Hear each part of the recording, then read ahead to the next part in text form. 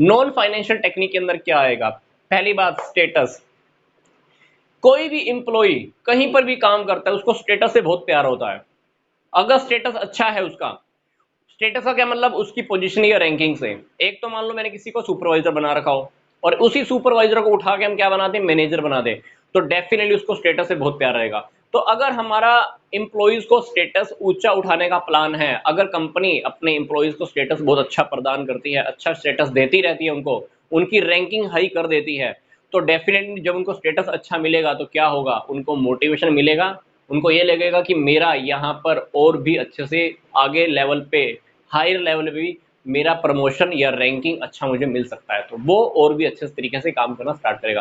क्योंकि स्टेटस की वजह से ही एक बंदे का, एक एम्प्लॉय का कंपनी के अंदर नाम होता है। कोई मैटर नहीं करता कि उसका वहां पर सैलरी कितना है।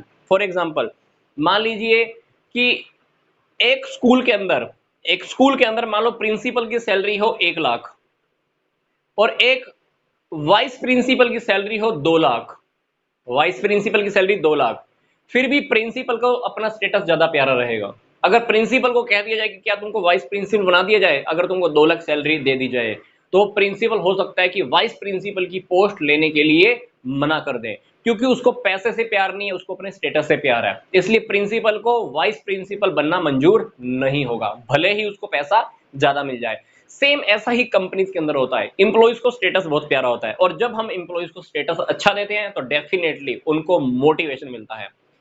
ऑर्गेनाइजेशन का इन्वायरमेंट, अगर ऑर्गेनाइजेशन का इन्वायरमेंट इंप्लॉइज के अकॉर्डिंग है तो इंप्लॉइज वहां पर काम करना पसंद करते हैं। फॉर एग्जाम्पल, फैक्ट्री के अंदर मशीनों के साथ काम करती हो सकता है कि बहुत हीट जनरेट होती हो, बहुत गर्मी होती हो, कंपनी ने क्या किया, मान लो वहां पर एसी या सारी फैक्ट्री के अंदर मान लो एयर कंडीशन लगा दिया, तो क्या होगा, वहां पे ठंडक रहेगी, इन्वायरमेंट क्या हुआ, इंप्लॉइज के अकॉर्डिंग हो गया अभी, तो वहां पर लोग काम करना पसंद करेंगे, मोटिवेट रहते हैं। फिर तीसरा टॉपिक है ट्रेनिंग एंड डेवलपमेंट। हर इंसान अपनी किसी भी जगह पर जो काम करना चाहता है हमेशा आगे बढ़ना चाहता है, तो आगे बढ़ने का एक तरीका होता है, हम इंप्लॉइज को क्या कर सकते हैं, ट्रेनिंग एंड डेवलपमेंट कर सकते हैं, उनका विकास कर सकते हैं, उनको प्रशिक्षण दे सकते हैं, तो अल्टीमेटली क्या होगा, उनका प्रमोशन होगा। क्योंकि जब भी किसी इंप्लॉइज को ट्रेनिंग देते हैं, हम डेवलपमेंट करते हैं उसका, उनको प्रमोशन के चांसेस बहुत बढ़ जाते हैं। ये भी हमारा एक फंडा होता है उनको मोटिवेट करने का। चौथा है जॉब एनरिचमेंट। जॉब एनरिचमेंट का क्या मतलब है, increasing the importance of work. हम इंप्लॉइज के काम की इंपॉर्टेंस को बढ़ा देते हैं, हमने उसको अथॉरिटी दे दी, और डेलीगेशन ऑफ अथॉरिटी, रिस्पॉन्सिबिलिटी हमने उसको और पकड़ा दी, उसको काम करने के राइट्स और दे दिए, तो अल्टीमेट उसको लगेगा कि मैं यार, मैं तो बहुत स्पेशल हूँ, मेरे को अधिकार और दे दिए कंपनी ने, मेरे को अथॉरिटी दे दी इस काम को करने की, मुझे डिसीजन लेने की पावर खुद दे दी अभी, तो उसका अल्टीमेटली मोटिवेशन बढ़ जाएगा, उसकी नॉलेज बढ़ेगी, उसका एक्सपीरियंस बन जाएगा, तो अल्टीमेटली पर्सनल डेवलपमेंट होना स्टार्ट हो जाता है। तो जॉब एनरिचमेंट किसी भी इंप्लॉय को मोटिवेट करने का बहुत अच्छा तरीका होता है। क्या हमने क्या किया, उसके काम की इंपॉर्टेंस को बढ़ा दिया। कैसे बढ़ा दिया, हमने उसको अथॉरिटी दे दी, ले भैया अथॉरिटी तेरी है, ये तो काम तेरे को जैसे भी संभालना हो तुम ही संभाल लेना। अल्टीमेटली उसको एक फ्रीडम सी फील होने वाली है, अभी नॉलेज बढ़ेगी, एक्सपीरियंस बढ़ेगा, प्रमोशन होने के चांसेस बढ़ जाएंगे, उसकी पर्सनल डेवलपमेंट भी होने वाली है, क्योंकि सारी डिसीजन की पावर उसी के पास आ गई है। इंप्लॉइज रिकॉग्निशन प्रोग्राम्स, हम कभी कभी क्या करते हैं, इंप्लॉइज की पहचान बनाने के लिए कंपनी के अंदर काफी सारे प्रोग्राम बनाते रहते हैं। फॉर एग्जाम्पल, एनुअल मीटिंग हुई, इंप्लॉइज को सबके सामने सम्मानित किया गया, सबको सबके सामने उसकी प्रशंसा की गई, तो उनका स्टेटस बहुत बढ़ जाएगा।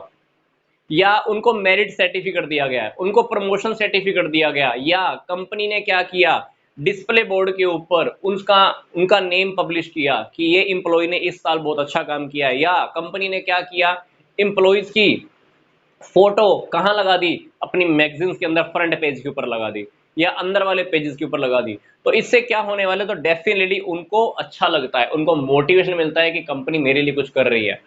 अगली बात, जॉब की सिक्योरिटी।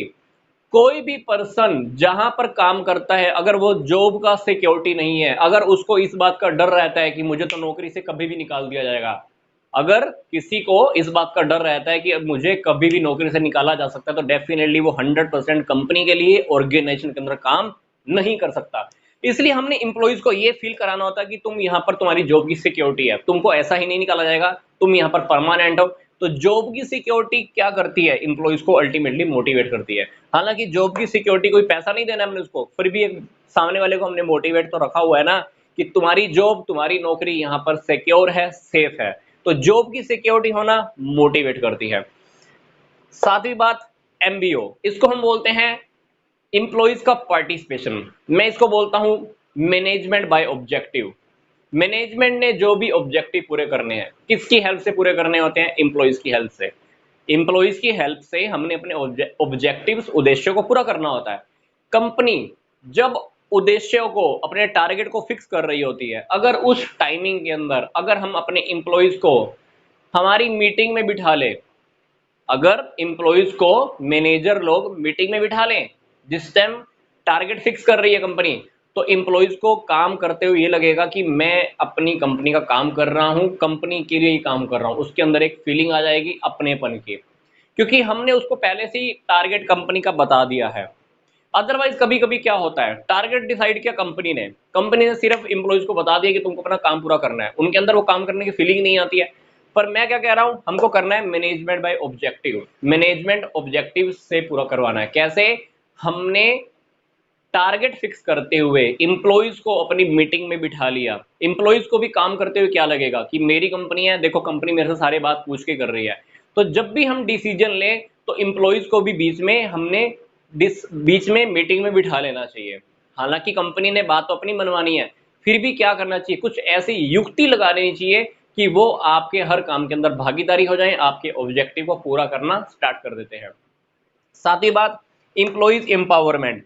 इंप्लॉइज एम्पावरमेंट को मैं हिंदी में बोलता हूं कर्मचारी सशक्तिकरण। जैसे हम सुनते हैं ना कि महिला महिला सशक्तिकरण, महिलाओं को पावर दे दी जाती है, वैसे यहां पर इंप्लॉइज की पावर की बात कर रहे हैं। इंप्लॉइज एम्पावरमेंट का क्या मतलब है, उनको ज्यादा फ्रीडम महसूस कराना। उनको ज्यादा फ्रीडम महसूस कराना कैसे, उनको डिसीजन लेने की पावर दे देना, लियो लो ये डिसीजन तुमने लेना है अभी। तो उनको जब डिसीजन लेने की पावर दे दी जाती है तो वो फ्रीडम महसूस करते, काम को और भी ज्यादा अच्छे से करते हैं, खुद को बहुत स्पेशल फील होता है उनको।